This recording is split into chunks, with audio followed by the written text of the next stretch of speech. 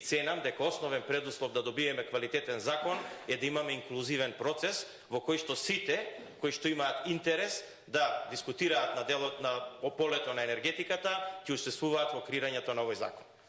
Тоа е многу важно, затоа што енергетиката ги тангира сите и последните чинители во економското живење во Република Македонија, а уште повеќе ги тангира сите граѓани во Република Македонија.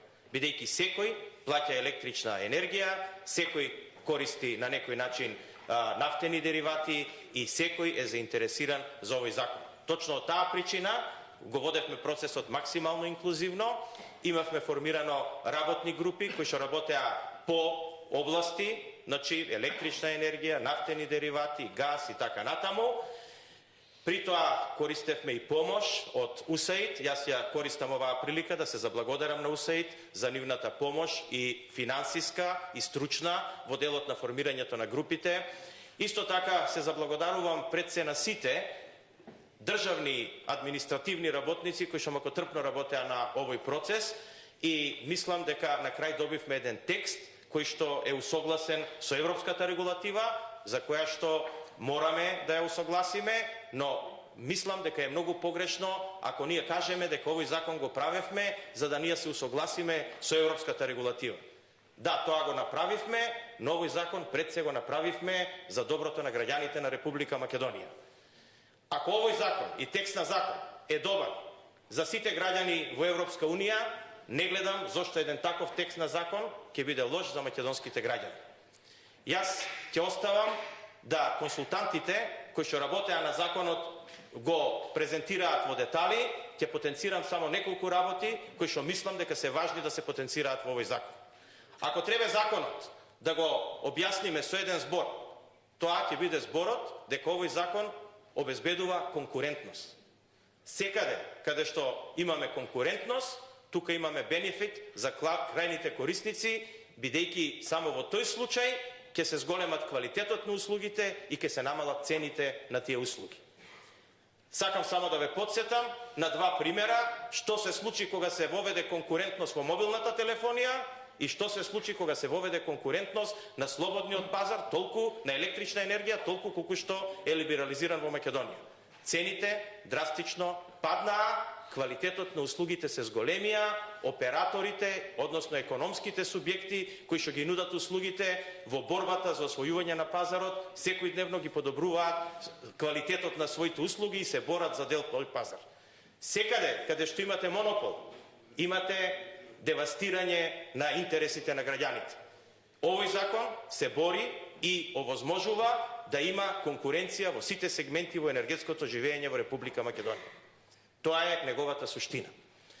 Ако одиме во детали, од друга страна, мораме да се заштитиме од можноста да цените неконтролирано растат. Тоа во овој закон е направено квалитетно, поготово во делот на електричната енергија, каде што е воведен универзалниот снабдувач. Универзалниот снабдувач е тој кој што ќе биде избран на тендер. Нема да биде по регулирана цена на електрична енергија и регулирана од регулаторна комисија, затоа што секаде каде што имаме регулирани цени, ние како граѓани на крај ги плаќаме трошоците кои што ги прават одредени компании, а им ги признава регулатор, а на крај тоа го плаќаат сите во државата. Пазарот е тој кој што ќе одреди да цените бидат пониски и само сакам кратко да ви кажам. Кога имаме регулирани цени, маргините профитни на компаниите се 7, 8, 9 и повеќе проценти, таму каде што имате слободен пазар, маргините профитни на компаниите се 1-2%. Разликата од маргината треба да остане во џебот на компаниите во Република Македонија, а пред се во џебот на граѓаните на Република Македонија. Втора компонента која што е застапена во овој закон е да се внимава државната компанија ЕЛЕМ да премине да работи во пазарни услови, но тоа да биде постепено. И тука ја користам приликата да се заблагодарам на енергетската заедница што имаше разбирање да тоа го направиме постепено во текот на годините и почнувајќи од првата година 80% од производството на ЕЛЕМ ќе биде детерминирано за универзалниот снабдувач и на тој начин ја задржавме врската помеѓу домашното производство и грижата за и цената на електрична енергија на граѓаните во Република Македонија. Тоа ќе оди постепено, градејќи ги капацитетите на ЕЛЕМ, кои што можам да кажам дека во моментот тоа е друга дискусија, но еден дел од нив стојат, Осломе стои веќе 3-4 години, прави 16 милиона евра годишно трошок и тоа ја оптеретува цената на електричната енергија 4 евра по мегават час или 10%. Мора да се најде решение, капацитетите да се стават во функција, а при тоа загубите да се намалат. И такво решение има.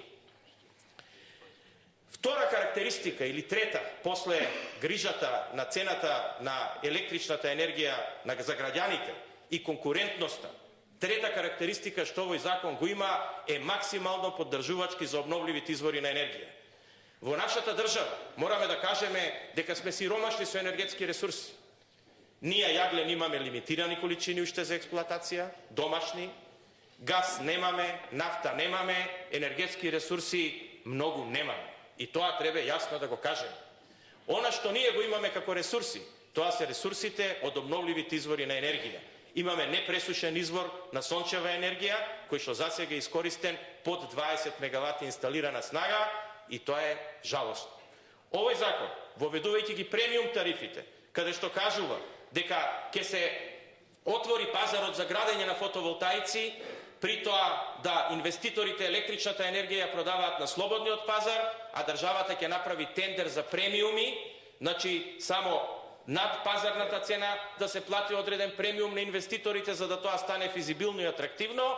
Јас очекувам дека со премиуми од 10 до 15 евра по мегават час ќе се изградат отприлика околу 200 мегавати фотоволтаици во следниот период, за кој државата ќе детерминира државно земјиште и државата ќе го организира приклучокот на мрежа со цел да ги намали инвестиционите трошоци на компаниите, како тие би биле похрабри да инвестираат и како цената на премиумот што ќе го плати државата на крај ќе биде помал. Државата може да помогне само во делот во кој што има ингеренции, а тоа е да располага со државното земјиште, да организира, да урбанизира, а тоа ќе го направи со целиот свој капацитет, како би ги помогнала овие инвестиции да се направат. 200 мегавати инсталирани фотоволтаици е отприлика производство на електрична енергија, колку што се произведува во сите големи хидроцентрали и обновливи извори, изградени во последните 20 години во Република Македонија. Ако ние земеме дека во последните 20 години во Република Македонија изградивме две големи хидроелектрани, тоа е Козјак и Света Петка, и тие се со инсталирана снага помалце заедно од 200 мегавати, овие фотоволтаици би требало да произведат електрична енергија од прилика колку тие две големи хидроелектрани. Ја поздравувам изградбата на малите хидроелектрани кои што досега се случи и таа ќе продолжи, но за жал тие се географски лимитирани, толку колку што има планини и реки во државата. Ќе продолжиме со ветерните електрани до 150 мегавати, колку што дава студијата за одржливост во рамките на електроенергетскиот систем во Република Македонија. Има измени во сите сегменти на енергетското живење, но јас нема да претендирам сега да ги кажам во моето излагање сите. Само сакам да кажам дека ми представува огромно задоволство што ве гледам во голем број денеска тука присутни. Тоа значи што е и нормално дека овој закон има голем интерес во јавноста и во, да речеме, стручната фела на луѓе кои што се занимаваат со оваа област, што е сосема разбирливо. Ве охрабрувам сите да дадете придонес во креирањето конечно на законот, иако тоа и до сега беше во еден процес од 5-6 месеци. Меѓутоа сега се завршни читања, значи ќе оди на второ читање во пленарна седница и секако до усвојување на законот. Јас сум убеден, конечно, дека граѓаните на Република Македонија ќе добијат закон како што заслужуваат, европски закон, како што го имаат сите граѓани во Европската унија. Ви благодарам на вниманието.